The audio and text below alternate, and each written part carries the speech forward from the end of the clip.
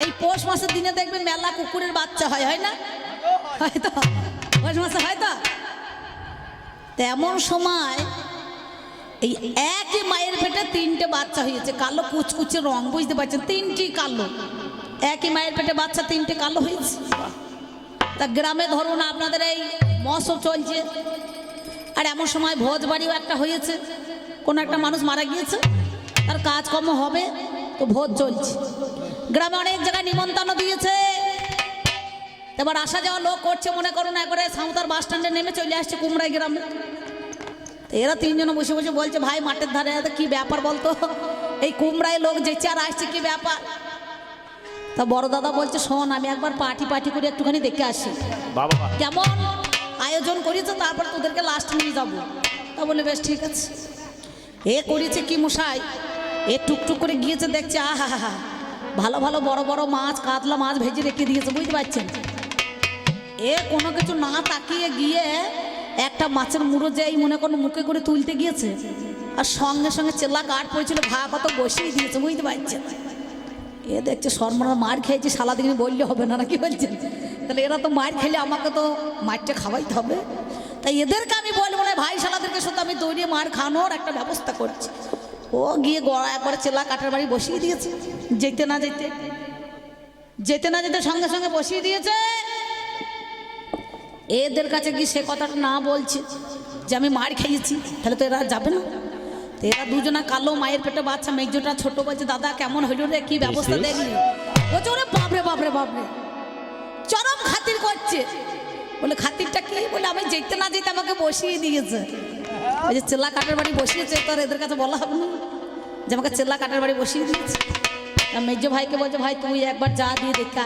বলে বেশ ঠিক আছে, আমিই যাই। কালো মায়ের পেটের বাচ্চা, একই রংটা তো কালো, তিনটি মা। যারা মেরেছে, যে প্রথমে চেলা কাঠ বসিয়ে দিয়েছে, সে কিন্তু বুঝতে পারে না। এ ভদ্রলোক গিয়ে আবার শ্বশুর করে আবার কড়াইয়ে যে মুখ দিতে যাবে, চারিদিকে তাকিয়ে দেখছে কেউ নাই, ফাঁক পেয়েছে, কড়াইয়ে মুখ ভরি গা।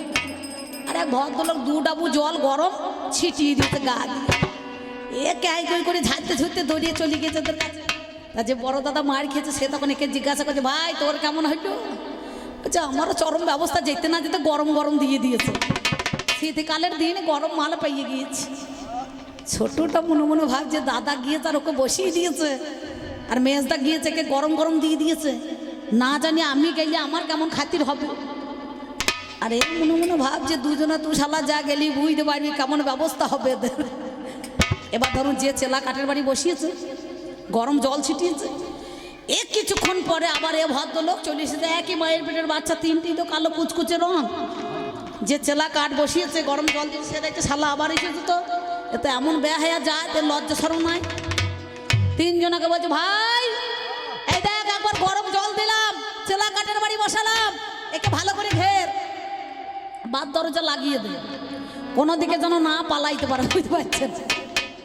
এ করিয়েছে কি অমনি ধারা চেলা কাঠের বাড়ি আচ্ছা তারা বসিয়েছে, এ পিট ও পিট করে দুম দাম করে কা করছে। কোনো রকম একটা মুরগলি ছিল, সেই দিকে টেনে ছেঁচুড়ে বেরিয়ে পড়েছে। তো এরা দুজনা তখন বলছে, ভাই তোর কেমন হইল? বলছে বলবো কি ভাই রে, আমি গিয়েছি, আমাকে আর ছাড়তেই চাইছে না। তা আমার পাল্লাদার যা বলতে লেগেছে, আর আপনারা যেভাবে টাকা ঢালতে লেগেছেন, ও তো ছাড়তেই চাইছে না, না কি বলছেন? এত সুন্দর খাতির, আমার মায়েরা টাকা সব মহাদেবকে দিয়েছ তো গাঁজা খাওয়ার জন্য। তোমরা লক্ষ্মী ভান্ডার তুলেছ, মা তুলেছ? লক্ষ্মী ভান্ডার তুলে থাকলে খবরদার মহাদেবকে দিও না, ঘরে ঘরে ঝগড়া লেগে যাবে, বুঝতে পারছি? এইরকম একটা ঝগড়া একদিন হয়েছিল আমাদের গ্রামের পাশে, মানে একটা, আমার বাড়িটা হচ্ছে বুইচি গ্রাম থেকে 2 কিলোমিটার দূরে বাউড়া বলে একটা জায়গা আছে, অনেকে চেনে, দেখবেন এই যারা আমার ইউটিউবওয়ালা ভাইরা যায় সবাই চেনে।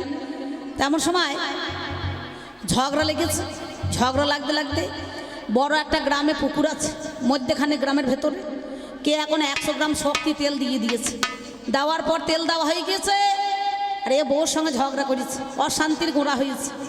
সঙ্গে মনে করুন ওই যে শুনলাম, সাথে আপনাদের মধ্যেখানে ও নাকি বাবারে একেবারে লোকের লোক দিচ্ছে, মাছ ধরতে লোক দিচ্ছে না, কত অশান্তি হচ্ছে।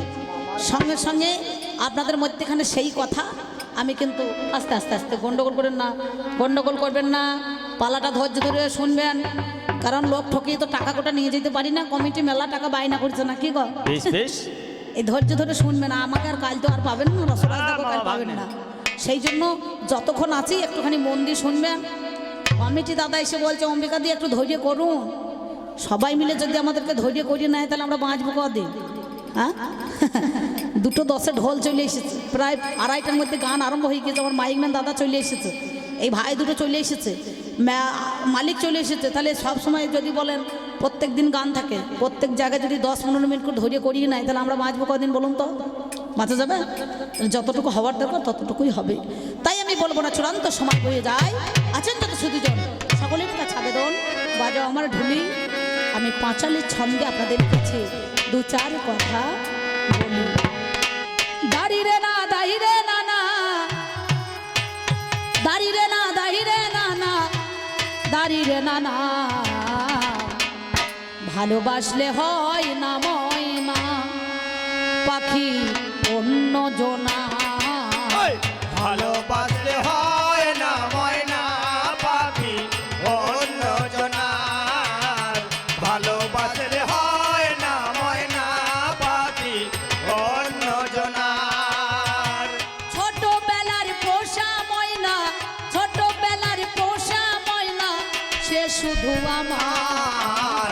ভালোবাসলে হয় না ময়না পাখি অন্য জনার, ভালোবাসলে হয় না ময়না পাখি অন্য জনার।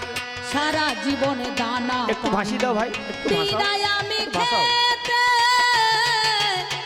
তবু মনের মনি কোঠায় বন্দি হয়ে থাকে। তবু মনের মনি কোঠায় বন্দি হয়ে থাকে। আর নয়নে চাইতে ময়না, আর নয়নে চাইতে ময়না আমার আলো। ভালোবাসলে হয় না ময়না পাখি অন্য জনার, ভালোবাসলে হয় না ময়না পাখি অন্য জনার। ও দারে দারে দারে দারে না,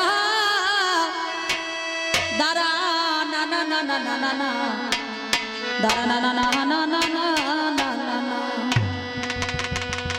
আপনাদের মধ্যে এখানে বলছি, আমার পাল্লাদার বলছি, আপনারা শুনেছেন কোনো কালে ডাব ধরেছে গাব গাছের ডালে নাকি বলছেন? এই এখন অসম্ভব কিছুই নাই, সবই সম্ভব। 12 মাস আম পাওয়া যাচ্ছে, 12 মাস পেয়ারা ফল ইত্যাদি পাওয়া যায়, সবজিও পাওয়া যায়। হ্যাঁ, কিন্তু গাব গাছের ডালে ডাব ধরতেই পারে নাকি? কলমে চারা হলে অসম্ভব কিছু নাই। যদি কোনো মনে করুন মানুষের পেটে যদি কারো ছাগলের বাচ্চা হয়ে থাকে তাহলে সে নিশ্চয়ই হবে নাকি বাবা, হয় না? তাহলে এখনকার দিনেও সম্ভব, সবই বটে। তাই তোমার কাছে বলছি শোনো, ও তোমরা কে মোজনা গো মোজনা, মোজনা এই পাগলের কথা। ওরে পাগলা রে,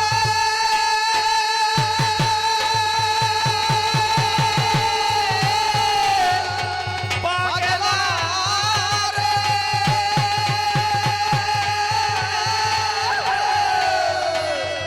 ওরে পাগলা রে, পাগলা রে,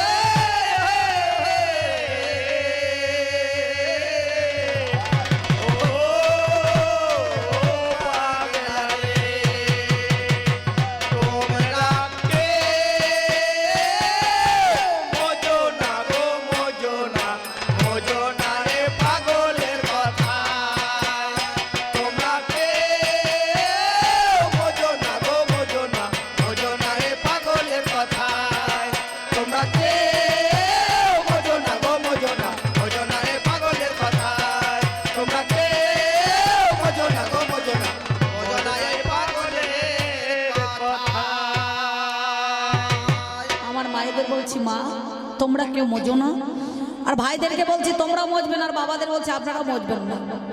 মজো না গো মজো না, মজো না এই পাগলের কথায়। পাগলে কি না বলে, আর ছাগলে দেখবেন কি না খায়, তাই না? ছাগলে কিন্তু সব খায় বাবা, ফল মূল পাতা সব যা দেবেন ইত্যাদি সব খাবেই। কিন্তু সকালবেলা ছাগলের গলা থেকে দড়িটা খুলে নিয়ে কানে কানে বলবেন আমার বড় যা বড় ভাসুরের সঙ্গে ঝগড়া হয়েছে, ওর বাড়ি যেন যাবি না। এমন জাত দড়ি খোলার মাত্র তার বাড়ি থেকে হাজির হয়ে যাবে, বুঝতে পারছেন? সে কিন্তু সব খাবে, ঘুষ খাবে না, খাবে ঘুষ খায় না। আর পাগল নিজে যে পাগল সে কিন্তু স্বীকার করবে না।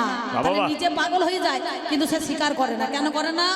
না তার জন্য চিকিৎসার জন্য নিয়ে আসা হয়েছে, তাকে ডক্টর দেখাবার জন্য হসপিটালে বা নার্সিং হোমে, কিন্তু সে বুঝতে পারছে না যে কোন কারণে এসেছে, বিড় করে বকতেই থাকে।